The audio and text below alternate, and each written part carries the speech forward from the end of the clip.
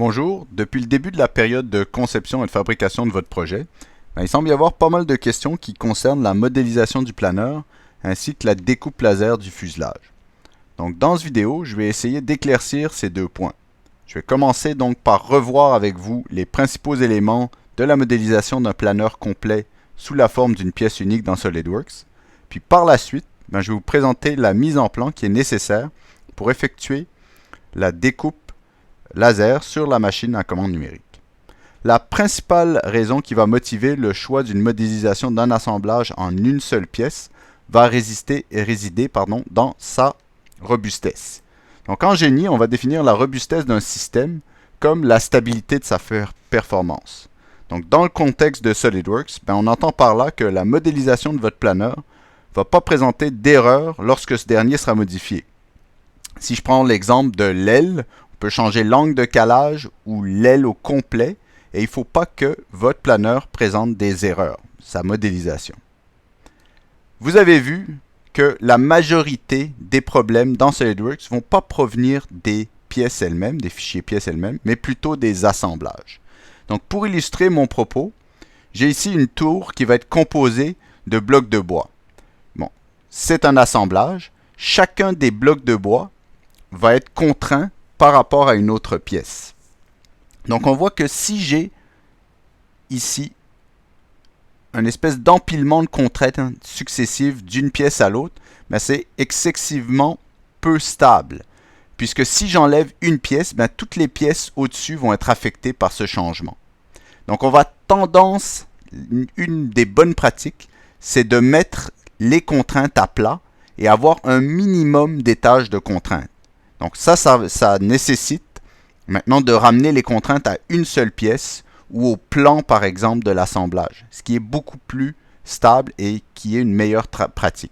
La même chose peut être dite d'une fonction dans une pièce. On va essayer de limiter les interdépendances d'une fonction dans une pièce.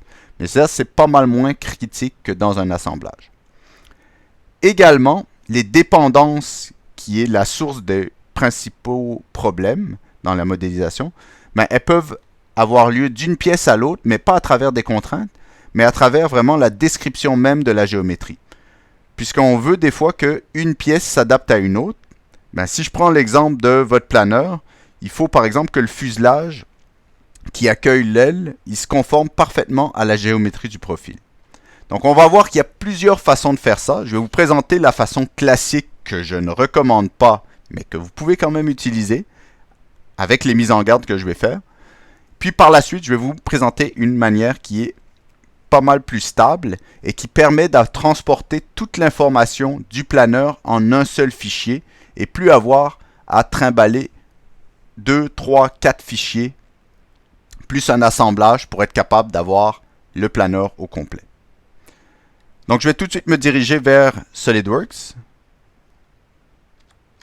Ici. Pardon. Je me suis fait surprendre. Donc ici. Donc ici, j'ai un assemblage. On voit bien que c'est un assemblage d'un planeur qui est composé donc du fuselage et de l'aile. Donc j'ai mis certaines contraintes. Une contrainte de coïncidence pour placer l'aile ici par rapport au fuselage à un point. Une contrainte d'angle pour le mettre l'aile à un angle de calage de 6 degrés. Et également une coïncidence dans le plan pour que ce soit vraiment au milieu du fuselage. Donc maintenant, je vois que mon fuselage intersecte mon aile. J'aimerais bien que l'intrado du profil vienne découper mon fuselage. Pour faire ça, on peut faire ce qu'on appelle une édition du composant dans le contexte d'un assemblage. Donc il y a des gros risques à faire ça. En général, c'est pas tellement recommandé, mais il peut y avoir des moments où on est à faire ça. Donc, dans un assemblage, on peut éditer la pièce. Donc, si je clique sur une pièce, je peux aller éditer maintenant le composant. À ce moment-là, vous voyez que dans l'arbre, le composant devient bleu et que les autres pièces deviennent un peu transparentes. Donc, on voit bien que ici, il y a une intersection entre mon aile et mon fuselage. Donc, maintenant, pour conformer la géométrie de mon fuselage à mon aile, je vais utiliser une fonction qui est surtout utilisé pour la fabrication de moules, qui est la fonction empreinte. Donc, j'ai mon édition ici qui est activée. Je vais dans Insertion, Fonction, et je vais aller choisir Empreinte. Donc, on me demande le composant de conception, donc celui avec lequel je vais venir faire une empreinte. Donc, c'est l'aile. On ne fait pas de retrait. OK? Donc, on va prendre le composant tel qu'il est. J'accepte. Là, on me dit, est-ce que vous voulez garder tous les corps? Non, je vais sélectionner les corps que je veux garder. Donc, il y a deux corps qui vont être découpés par l'aile. Donc, il y a le premier corps que je garde qui est la plus grande partie du fuselage. Puis le petit morceau qui est en jaune ici que je fais transformer en bleu, qui lui, je ne le sélectionne pas puisque je ne le veux pas. J'accepte. Donc, maintenant, on voit bien que je suis venu découper avec l'intrado de l'aile le fuselage, exactement. En faisant ça, par contre, là, je vais sortir de l'édition du composant. Donc, en faisant ça, par contre, j'ai créé ici la fonction empreinte, mais il y a ce qu'on appelle une référence dans le contexte. Donc, cette référence dans le contexte, je vous l'ai déjà dit en classe, mais je considère que c'est le diable. Donc, j'en veux pas. Si on regarde maintenant la pièce comme telle, ici, la pièce comme telle, vous voyez qu'elle a suivi dans la pièce. Puis maintenant, vous voyez ici, quand j'appuie là-dessus, en dehors du contexte, et ça fait référence à l'assemblage. Puis l'assemblage lui-même fait référence à des pièces. Donc vous voyez que finalement, vous embarquez beaucoup de monde avec vous dans cette pièce-là. Et le problème, c'est que toutes ces dépendances-là, il faut absolument que toutes les pièces et assemblages soient plaisantes pour pouvoir pour que cette pièce-là soit autonome, fonctionnelle. Donc, en général, si vous avez ça, la première chose que je fais quand je vois ça dans une pièce, c'est que je vais faire bouton droit, lister les références externes, et je mets tout rompre. OK. Donc, en rompant tout, il y a un X qui apparaît. Mais le seul problème maintenant, c'est que, par exemple, si je viens modifier l'angle ici, je viens modifier l'angle de calage, je le mettais à 4 degrés, par exemple. J'accepte. Vous voyez que la géométrie du fuselage n'a pas suivi. Donc, je me protège d'un côté, mais j'ai des pièces moins intelligentes de l'autre. Donc, il y a une manière de faire ça, OK, dans l'assemblage. Donc, non pas sous forme d'assemblage, mais plutôt sous forme de pièces. Donc, je vais vous le présenter ici. Donc, la première chose que je vais faire, c'est que je vais enlever la fonction empreinte. Donc là, je suis vraiment dans le contexte de ma pièce unique, okay, qui est pour le moment juste le fuselage. Donc, je vais créer dans un premier temps l'aile. Je sais qu'il y a plusieurs personnes qui ne savent pas créer une aile à partir du profil de point. Donc, je vais vous montrer comment faire ça. Donc, la première chose qu'on va faire, c'est qu'on va aller dans Insertion, Courbe, courbe passant par les points XY. Parcourir, puis vous allez rechercher un fichier au nom de votre profil, suivi de racine.sldcrv. Vous avez les points, j'accepte, et là vous voyez que ici, j'ai donc la courbe. Vous allez me dire de où provient cette courbe ou ces points de profil. C'est une bonne question. C'est que en fait, lorsque vous faites rouler AeroGui avec n'importe quel profil, lui-même va créer donc un fichier au nom du profil suivi de racine et de bout. Donc qui va avoir la corde correspondant à la corde de la racine et à la corde de bout, et qui va être placé dans un premier temps dans la racine, dans le plan de face, et dans un plan décalé de la moitié de l'envergure pour ce qui est du fichier profil bout. Donc vous avez ce fichier-là qui va être créé dans le répertoire de AeroGui. Donc servez-vous-en, vous faites rouler tout simplement AeroGui, et puis automatiquement ce fichier-là est créé. Donc j'ai ce fichier-là. À partir de ce fichier-là, je vais faire dans le plan de face une esquisse. Je vais choisir la courbe, je vais la convertir. Puis je vais tout simplement faire une extrusion plan milieu. Donc, plan milieu de 300 mm, qui correspond à l'envergure. Voyez ici que le problème, c'est que je suis dans une pièce, mais j'ai une pièce unique. J'ai pas plusieurs entités qu'on peut distinguer. Ben, pour faire ça, il faut éditer la dernière fonction et venir décocher, fusionner le résultat. Lorsqu'on va décocher ça, ben, vous allez avoir des solides indépendants. Donc on voit ici, corps volumique vient d'être créé. J'ai mon fuselage du départ. Puis j'ai maintenant mon aile. Je vais venir renommer ça en majuscule L. Donc maintenant mon aile, okay, je vais vouloir la déplacer. Là on n'est pas dans un assemblage. Là, je ne peux pas venir la déplacer avec des contraintes. Okay. Je vais utiliser la fonction qui est déplacer, copier les corps. Donc vous voyez ici, je l'ai directement dans ma barre d'outils. Sinon, vous allez aller dans Insertion, Fonction, Déplacer, copier. Si vous voulez y accéder dans la barre d'outils, bon, pour ajouter quelque chose à la barre d'outils, je vais venir ici. Donc, je vais sur la barre d'outils, bouton de droit. Ensuite, je descends jusqu'en bas, Personnaliser. Okay. Donc, je mets Commande. Je vais mettre Fonction. Je trouve la fonction que je cherche. Donc, dans mon cas ici, c'est déplacer les corps. Je le saisis en appuyant. Puis, je vais le déposer dans ma barre d'outils. Donc là, je vois que j'en ai deux. Il m'en faut pas deux. Donc, je peux tout simplement l'enlever. Comme ceci. Donc, je choisis mon aile. Mon aile, juste le corps de l'aile. Je vais déplacer, copier les corps. Donc, je vais dans un premier temps la translater. Puis, je vais la faire pivoter dans un deuxième temps. Donc, je vais commencer par translater. Donc, pour la translater, je vais choisir un point de référence qui va être l'origine ici. Donc, mon point de référence, je vais prendre l'origine ici. Puis, je vais l'emmener jusqu'à un autre point de référence qui, lui, va être dans mon esquisse. Donc, je mets l'esquisse visible. Puis, mon point vers où je vais le translater, c'est tout simplement ce point-là. Donc, j'emmène ce point-là vers ce point-là. Parfait, j'accepte. Donc, vous voyez que j'ai toujours mon aile. Ça n'a pas fusionné quoi que ce soit. Maintenant, je vois que j'aimerais bien mettre ça à 6 degrés. Pour faire ça, je prends encore déplacer, copier. Je choisis mon aile.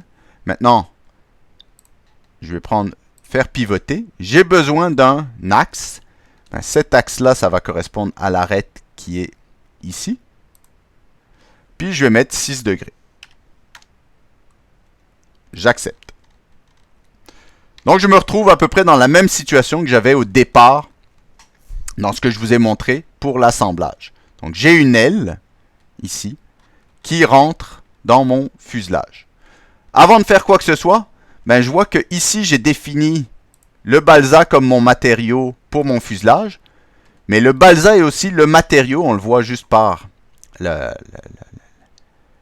l'apparence, que le balsa est le matériau de mon aile. Donc, pour changer le matériau, vous êtes obligé d'aller dans l'arbre, choisir dans le corps volumique l'aile, le choisir, faire bouton de droite, matériaux, éditer le matériau. Là, j'ai mes matériaux, j'ai mon polystyrène extrudé que j'ai créé moi-même. Je vous rappelle, la masse volumique, c'est à peu près 28 kg par mètre cube. J'applique, je ferme. Vous voyez maintenant que mon aile est en polystyrène extrudé. Donc maintenant, ben, je vais vouloir conformer, comme je l'ai fait, la géométrie de mon fuselage à mon aile, mais cette fois-ci dans ma pièce. Pour faire ça, ben, je vais utiliser la fonction emboutir. Il y a plusieurs manières de le faire. Vous pouvez avoir d'autres manières, mais je vous présente une manière qui est relativement simple.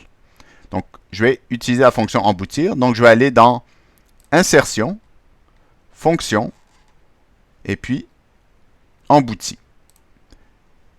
Donc, je vais besoin du corps cible. Le corps cible, c'est le corps que je veux déformer ou enlever de la matière. Donc, ça va être mon fuselage. Puis, l'outil, ben, ça va être le corps qui va permettre de former l'autre corps. C'est mon aile. Donc, je vais aller choisir mon aile. Ensuite, je vais dire enlèvement de matière. Donc, j'accepte. Et là, qu'est-ce qu'il fait? Ben, j'ai maintenant, dans mon arbre, 3 corps. J'ai mon aile. J'ai mon petit morceau dont je vais me débarrasser. Puis, j'ai mon fuselage. Donc, le morceau dont je ne veux plus, je vais tout simplement faire bouton droit, supprimer. Ou appuyer tout simplement sur del. Et là, il va ajouter une suppression. Ce corps-là, il est encore en balsa. Je pourrais le renommer pour avoir un petit peu plus de clarté.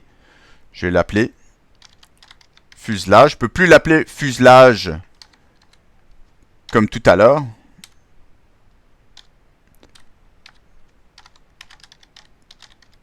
Fuselage modifié pour tenir compte du fait que je l'ai modifié pour l'adapter à la géométrie de l'aile.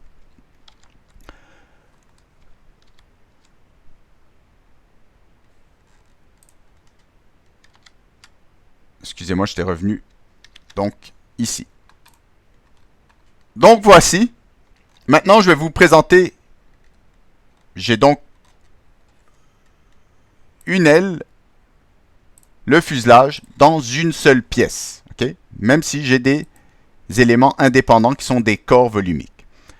Donc, une fois que j'ai fait ça, je vais vous présenter certaines choses pour la position du centre de gravité. Donc, je vous ai dit, on peut créer un système de coordonnées. Donc, dans mon esquisse de mon fuselage, j'avais déterminé déjà la position du centre de gravité. Donc, je vais tout simplement afficher l'esquisse. Alors, si elle n'est pas affichée, c'est que ici, je vais affichage esquisse. Donc, je vois qu'ici, ça, c'était le point où je souhaite avoir le centre de gravité de mon planeur. Okay? Environ 33%. Donc, je viens ici. Je vais faire système de coordonnées. Je choisis tout simplement ce point-là. Puis, je vois que tout de suite, ben, il me propose X dans la bonne direction. Sinon, ben, j'irai choisir l'axe X qui correspondrait à ce que je veux. Mais là, c'est même pas la peine. Donc, j'accepte. Il me crée un système de coordonnées que je vais aller renommer système de coordonnées de centre de gravité.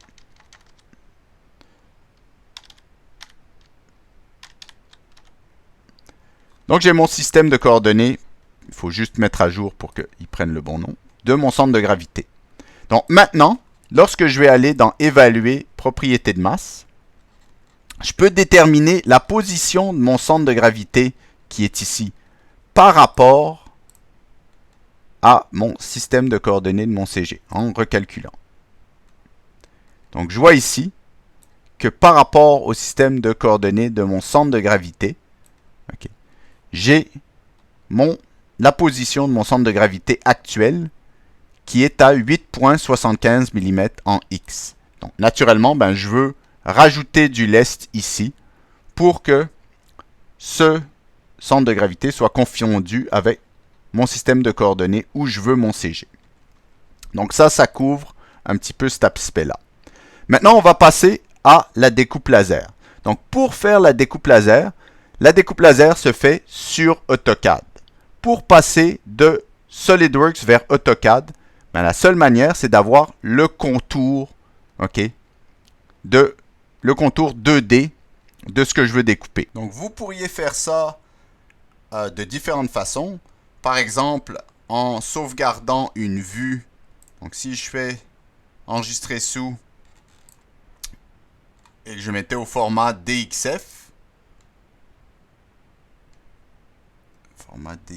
ici, je pourrais sauvegarder une vue.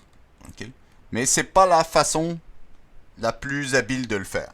Je préfère passer par une mise en plan et sauvegarder des vues de mise en plan. Donc, pour démontrer ça, ben, je vais démontrer ça sur le planeur complet.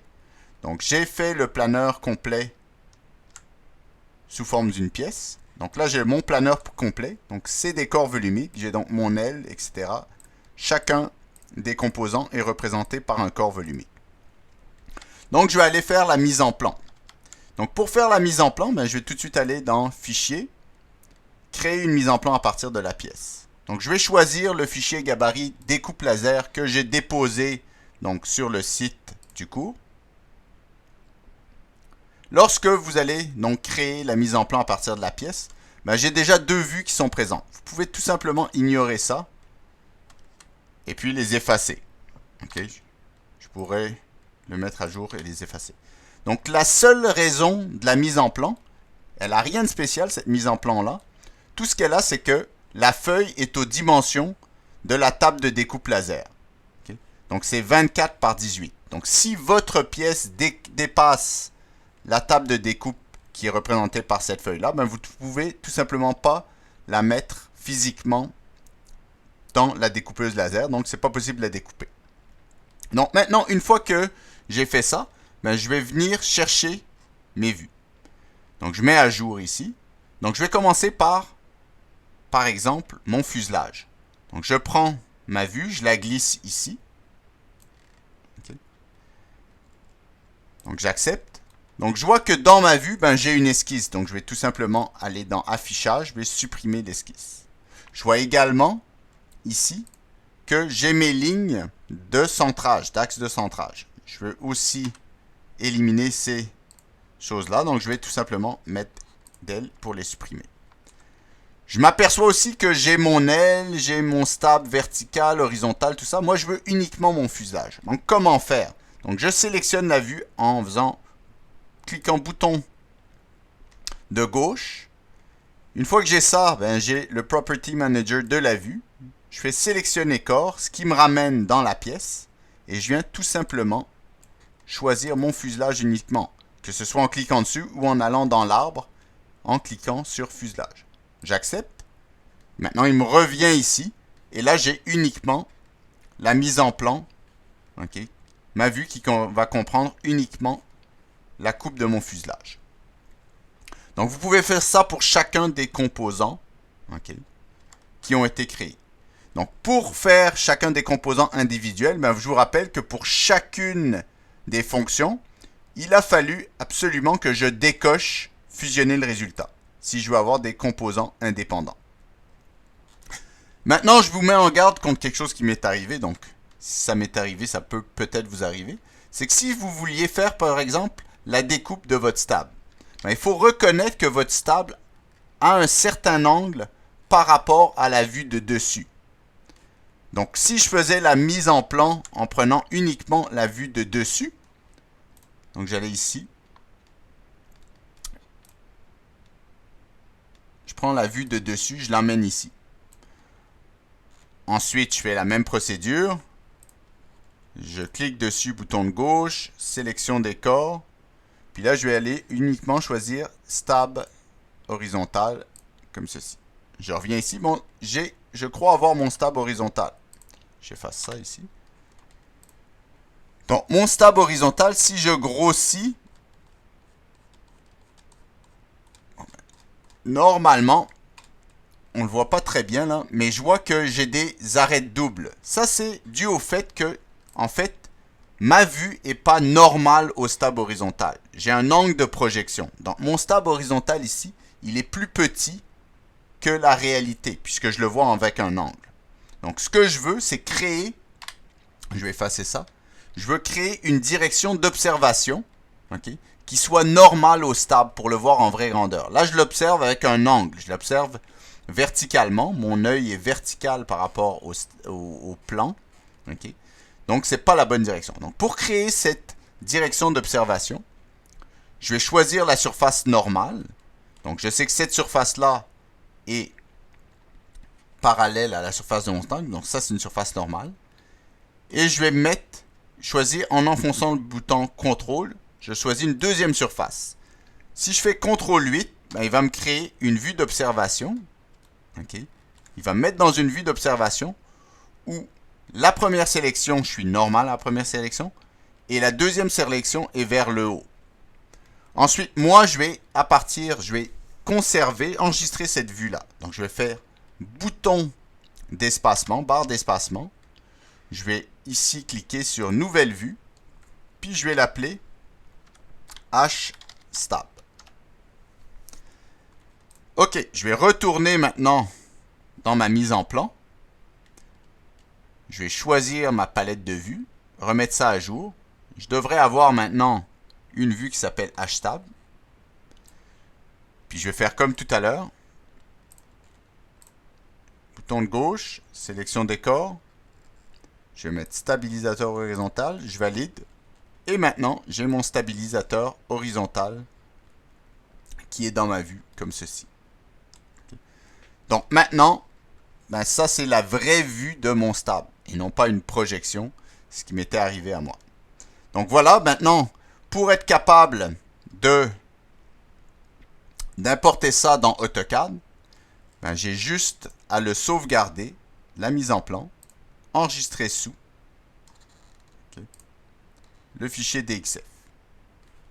J'enregistre, donc je pourrais ajouter toujours, planeur, donc découpe laser, équipe 23 par exemple, pour pas faire de jaloux. J'accepte. Et vous avez donc un fichier qui va être facilement récupérable dans AutoCAD, qui va permettre donc à la découpe laser. Donc ça complète un peu le vidéo. J'espère que ça a permis d'éclaircir un peu certains problèmes que vous avez eus. Et puis, ça va vous permettre de poursuivre donc votre modélisation et votre conception et ultimement la fabrication de votre planeur. Merci, puis on se revoit dans le lab.